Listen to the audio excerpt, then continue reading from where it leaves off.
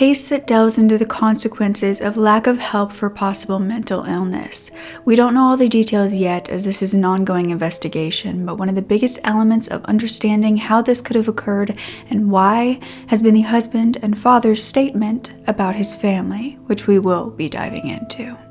You are such a genuine gem. Thank you for clicking on my video. This is a very recent and very heartbreaking case, but it does allow the conversation around mental health, around postpartum mental health, and to hopefully help more people so that this doesn't happen once again. Now, like I said, nothing has been fully confirmed as far as motive yet in this case. I will keep you guys updated if there is, but in this video, I am just compiling all of the information that has been released because at this point, I believe it hasn't even been a week since this occurred. So let's get into the story.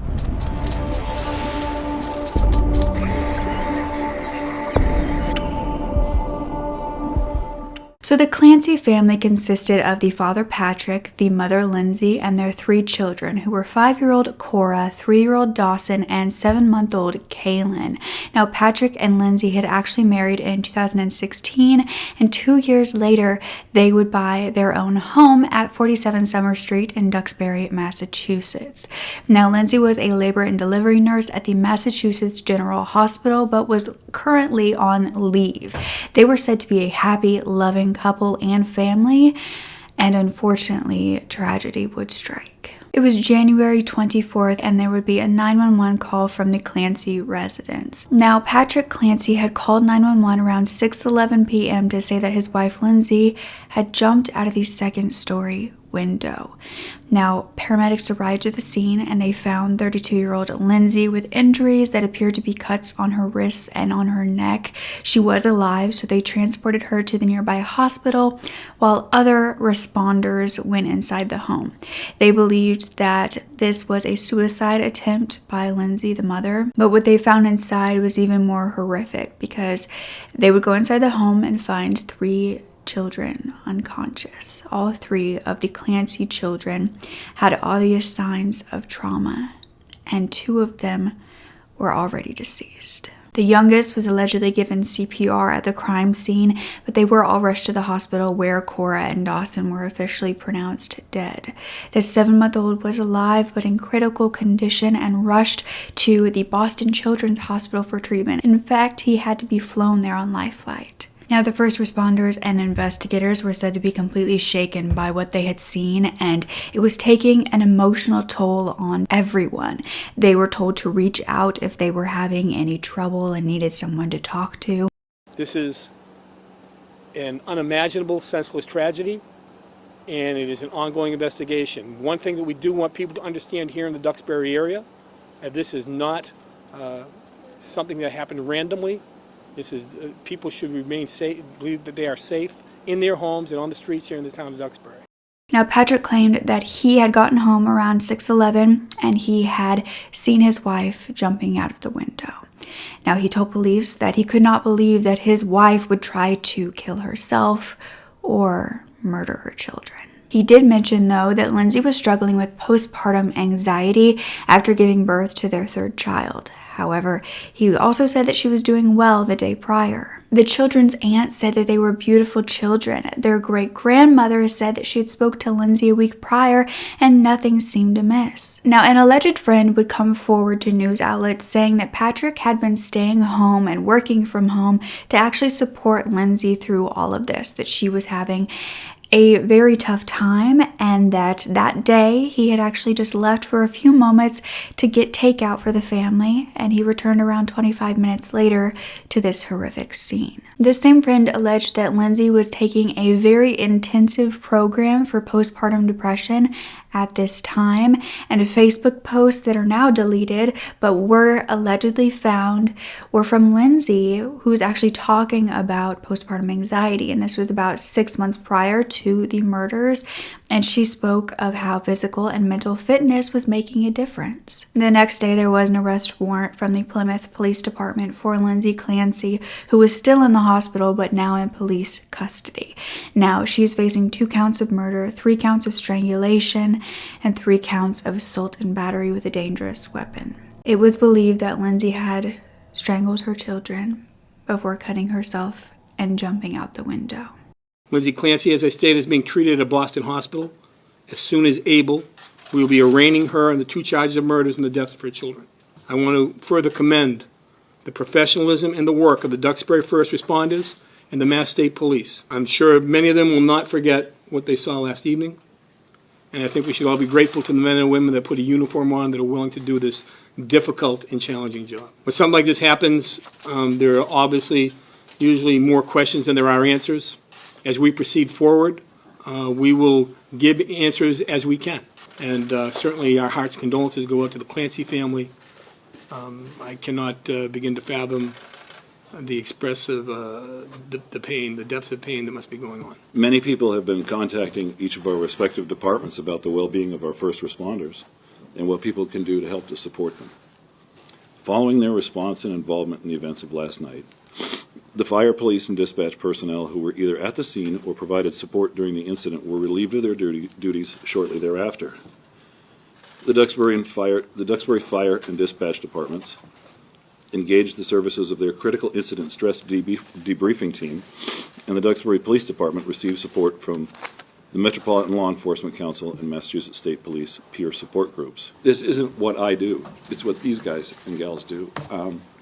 So to be up here is tough. I apologize. Maybe I'm the outward expression of what they're feeling. I work with them every day. I know a little bit of what they go through. But when they tell me it's the worst they've ever seen, it's going to have an impact. I'm not in a position to comment on any mental health issues. However, I would say that everything is being looked at. What is the condition of the 7-month-old? Is he expected to survive? I don't know that. I do know that the child is still under care as we speak right now. In critical condition? And I don't have his exact status, but I mean, I think we should all be praying for him. And you don't know her condition at this point, how seriously she's injured? Well, I think the conditions is a moving target, and I heard something this morning, but I would wait to find out what's going on later with her.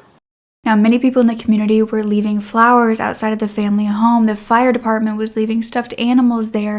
You just have to get out there and do something and show an expression of love, and we're all here to support everybody. It's just really, really tragic. I could really feel for them because I have grandchildren. I felt compassion for the woman, believe it or not. I still feel compassion for her. I think there was a problem that wasn't addressed.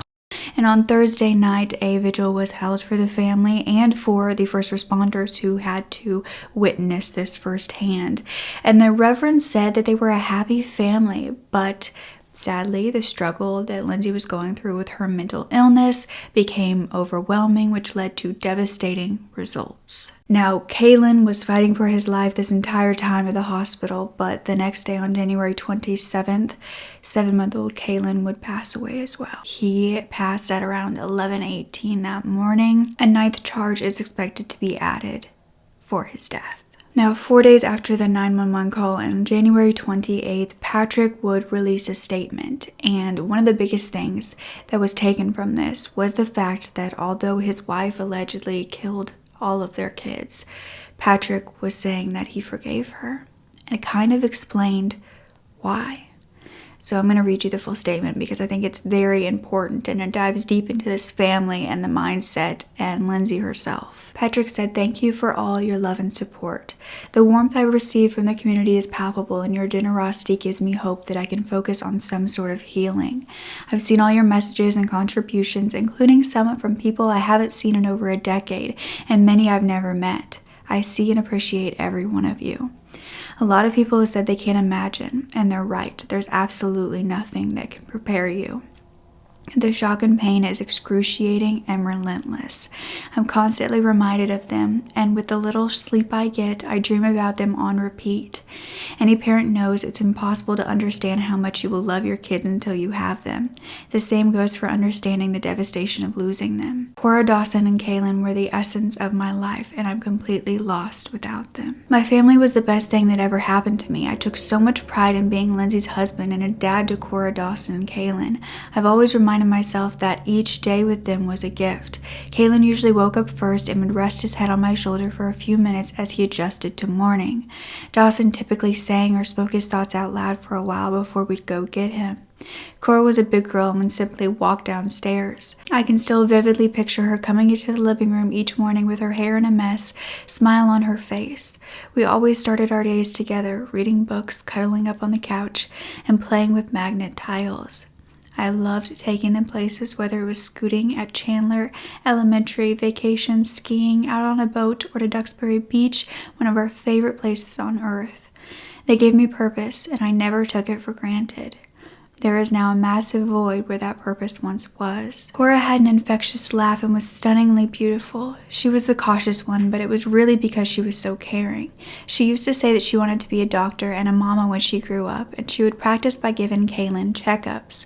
If she was leaving the house to go somewhere, she would pick someone to take care of Caroline and Charlotte, her baby dolls. She had all the doll accessories available, so her sitters were well equipped. Before she turned 2, she was already wrapping them in perfect swaddles. We would tell her she's such a good little mama. She loved all babies, both real and pretend. She loved sloths, unicorns, tea parties, going to lunch with Nana and Grandpa, and giving presents to people. She knew everything about princesses, her favorite being Sophia the First. She loved her brothers and us and said it often in her sweet voice. We did a lot of father-daughter activities together, like skiing and visiting San Francisco or just talking. I loved her, my firstborn, so much. Dawson had beautiful, bold brown eyes that beamed with friendship. He was naturally humorous and generous beyond the norm of a typical toddler, always willing to share his toys with others. For all the love he received, he always gave back more. His best quality was his pure kindness. He loved trucks, tractors, dinosaurs, Paw Patrol, worker guys, and being outside. He was adventurous and mischievous and enjoyed causing trouble, which he typically found hilarious. He was also remarkably smart. We always said if we didn't save enough for retirement, it'll be okay. We'll just live in Dawson's guest house. He would hug me tighter than most adults, and every night he told me inconsistent words at bedtime without fail, "Good night, Dada. I love you." We had a special bond from day one. He was my buddy, my first boy, and truly a gift. Kaylin was our easygoing child. I always said it because he was the third child. He had to adapt, and he did easily. He was born with hardly any fuss and was by far our best sleeper. He was just an incredibly happy and vibrant baby, constantly smiling. Our nickname for him was Happy Kaylin. He was smiling on his own, and you could just tell he was enjoying growing independence as he would grab any object within reach. Sometimes he joined my Microsoft calls in the background and playing in his jumpy. I would keep my camera on, too proud to leave it off. He started saying Dada whenever I walked in the room.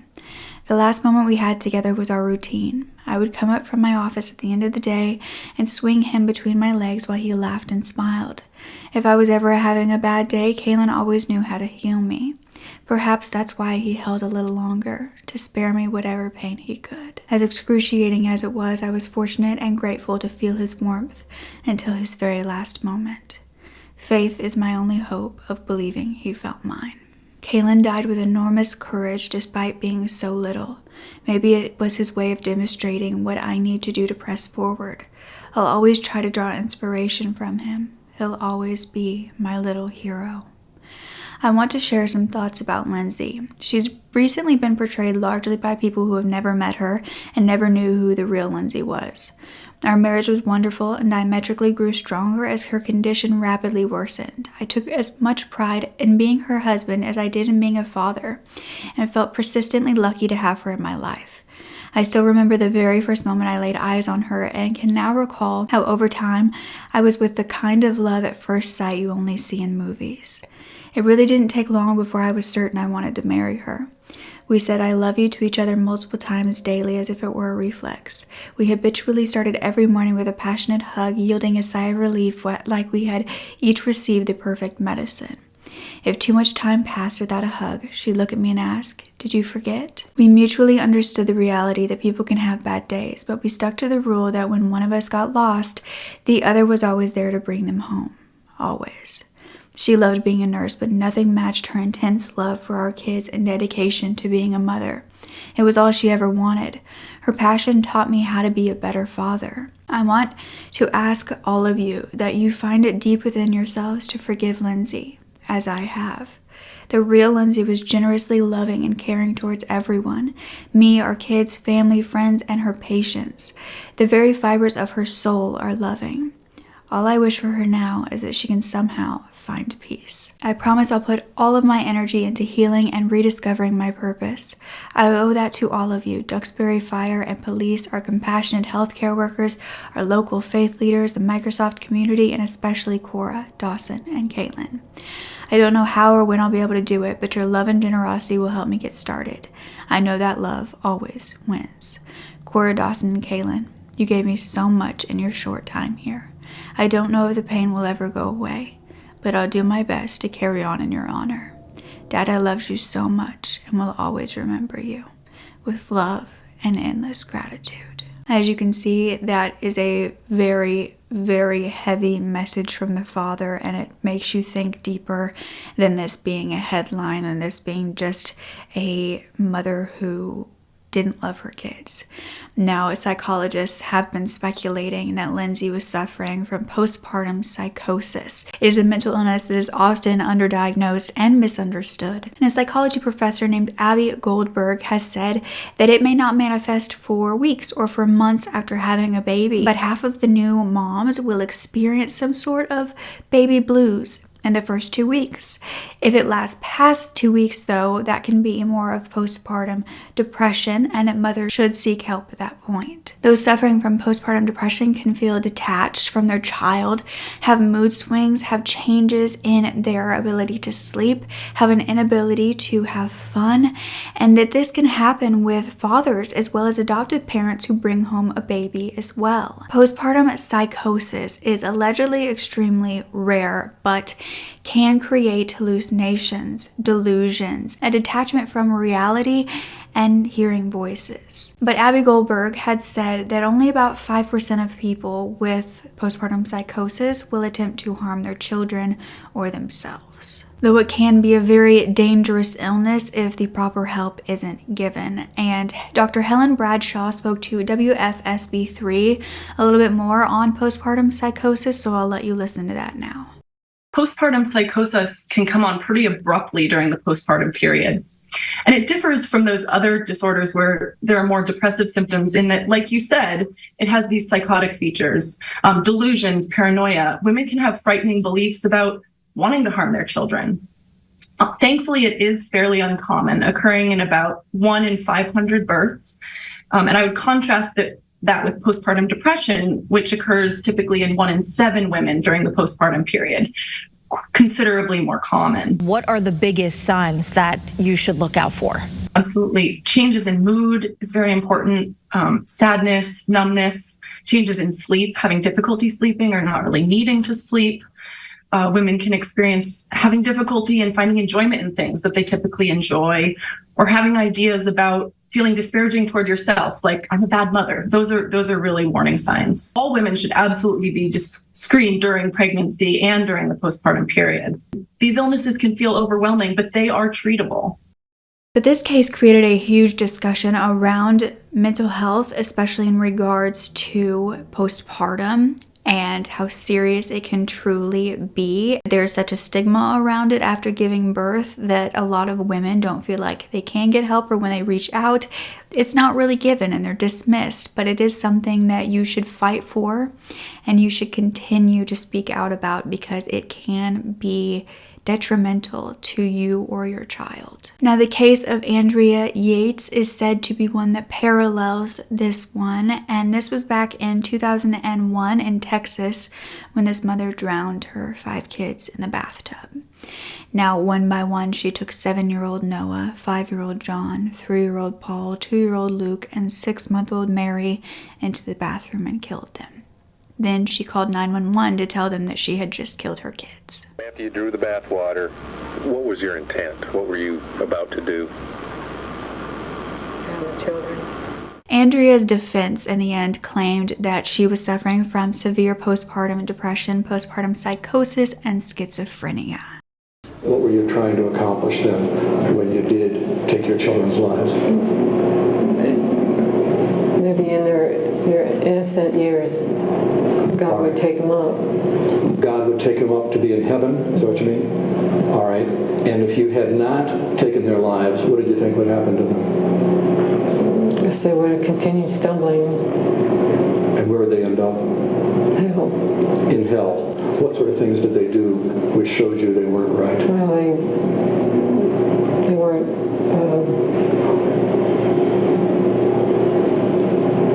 they just did a lot of silly stuff and didn't obey. Didn't obey you when you told them to do things.